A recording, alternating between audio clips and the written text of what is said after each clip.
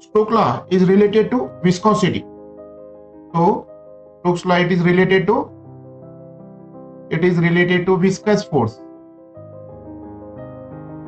It is related to viscous force, and we are going to derive the Stokes law formula for Stokes law by using dimensional analysis. Meaning of dimensional analysis: using dimensional formula.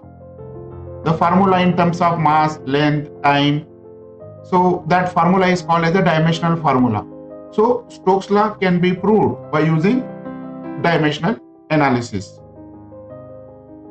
Now Stokes law talks about viscous force. Viscous force. What is viscous force? To understand what is viscous force, let us consider different layers of liquid. You see, these are the 4 layers of liquid. This is the first layer, this is second layer, this is third layer, it is fourth layer. So liquid flows from one point to another point in form of layers. It is not one piece of water flowing in the river. When the water flowing in the river, there are the many layers of the water. So liquid flows from one point to another point in form of layers. So I have shown here the 4 layers. All layers not having same velocity. The velocity of this layer is different. So when the layers are flowing one above the another, there is a friction between the layers. So this is the first, suppose this is the first layer, and now this is another layer. So this layer is flowing with the velocity v1, this layer is flowing with the velocity v2. Let us say the velocity of first layer greater than velocity of second layer. So when one layer flowing over the another layer with different velocity, so there is a friction between the 2 layers. Of course, in case of liquid, we don't use the word friction. In case of liquids, in case of fluids, we use the word viscous force. Instead of frictional force, in case of liquids, we use the viscous force. So the opposition of relative motion between the 2 layers is nothing but called viscous force. So let us define viscous force first of all to understand the Stokes law. So the tangential force, you see these are the 2 layers, first layer and second layer, and I am drawing here the line, and this line is nothing but tangential, and the tangential force, so the force acting along this tangential line. So tangential force acting between 2 adjacent layers, layer 1 and layer 2, they are adjacent layers of fluid. So here we are using the word fluid. That means the viscous force equally valid for gases as well as for liquids. Liquids and gases together called as a fluids. So viscous force can be applied to gases as well as the liquids. So what is viscous force? The tangential force acting between 2 adjacent layers of fluids. This force opposes relative motion. You see, I already said you, both layers not moving with same velocity. Suppose this layer moving with the velocity v1 and it is moving with the v2, and suppose v1 greater than v2. So there is a relative motion between the first layer and second layer. So the viscous force opposes relative motion between the 2 layers of the liquids or 2 layers of the gases. So that force which is acting tangentially, and second one which opposes relative motion between the layers of liquid, is nothing but called as a viscous force. Viscous force also called as a viscous drag.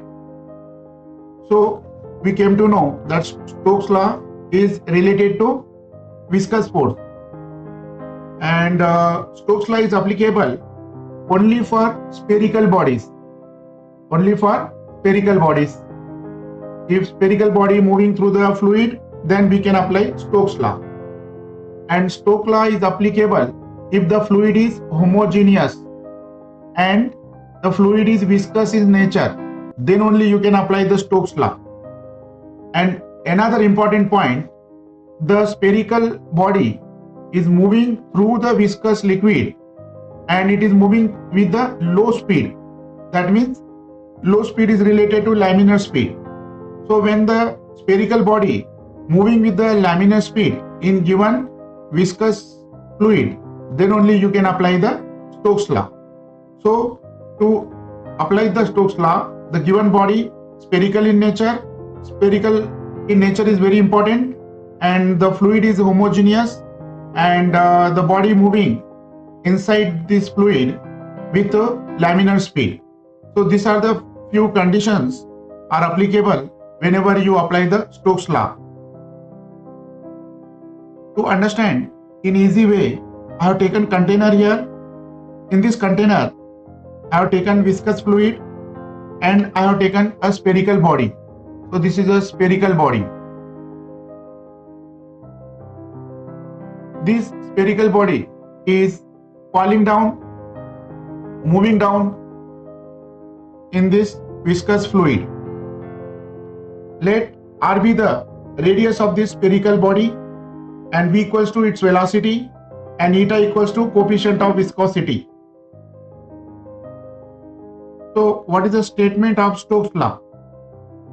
The Stokes law says that when this spherical body falling down in a viscous fluid, then there is a viscous force acting on this spherical body. Here we do consider small sphere.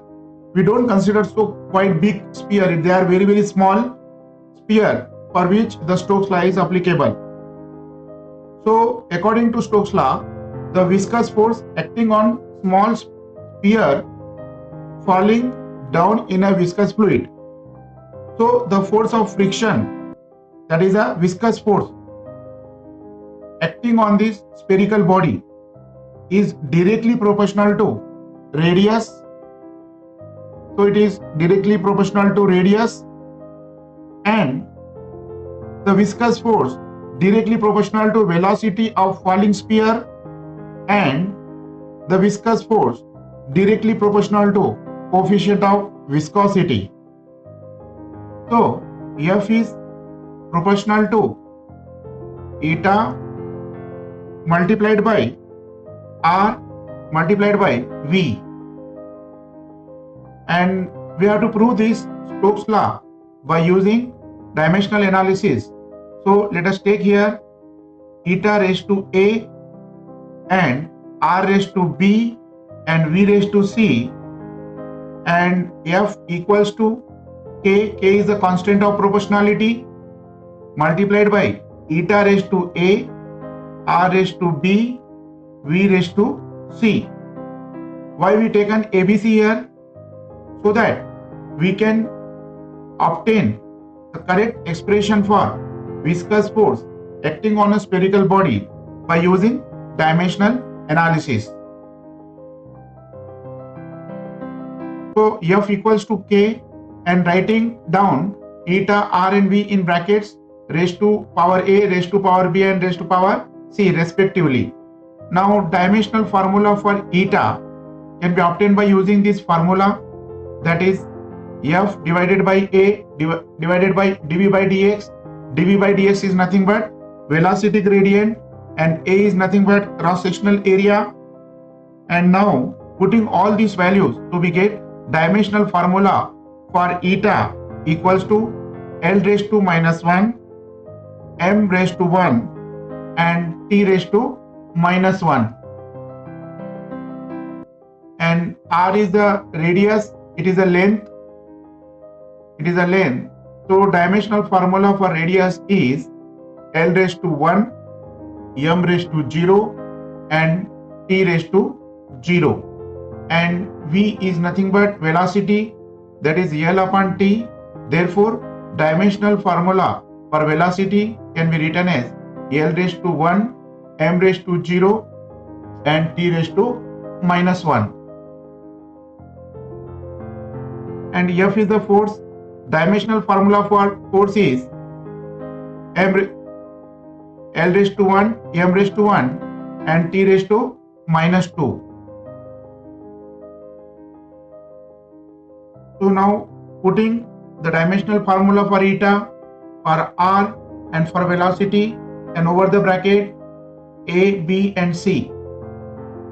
After that L raised to 1, m raised to 1, t raised to minus 2 equals to k, and here in first bracket L raised to minus a, m raised to a, t raised to minus a. In second bracket L raised to b, m raised to 0, t raised to 0. In third bracket L raised to c, m raised to 0 and t raised to minus c. Now in LHS as it is, L raised to 1, m raised to 1, t raised to minus 2 equals to k, and now here it becomes L raised to minus a plus b plus c, and m raised to a plus 0 plus 0, and t raised to minus a and minus c, and here is a 0. Now comparing like terms, so from equation 2 we get a equals to 1, and from equation 3 we get minus a minus c equals to minus 2, implies a plus c equals to 2, implies c equals to 2 minus a, implies c equals to 2 minus 1 and c equals to 1. From equation 1, minus a plus b plus c equals to 1, and a value already we are having minus 1, and b c value already we are having equals to 1, plus 1 minus 1 get cancelled, we get b equals to 1. As far as the Stokes law, we already have f equals to k, eta raised to a, r raised to b and v raised to c, and we already got a value that is equals to 1, b equals to 1 and c equals to 1. Therefore f equals to k multiplied by eta raised to a, that is eta raised to 1, r raised to b, that is r raised to 1, and v raised to c, that is v raised to 1. And experimentally the k value calculated is equals to 6 pi. Therefore f equals to 6 pi eta raised to 1, r raised to 1 and v raised to 1 is nothing but the viscous force acting on a spherical body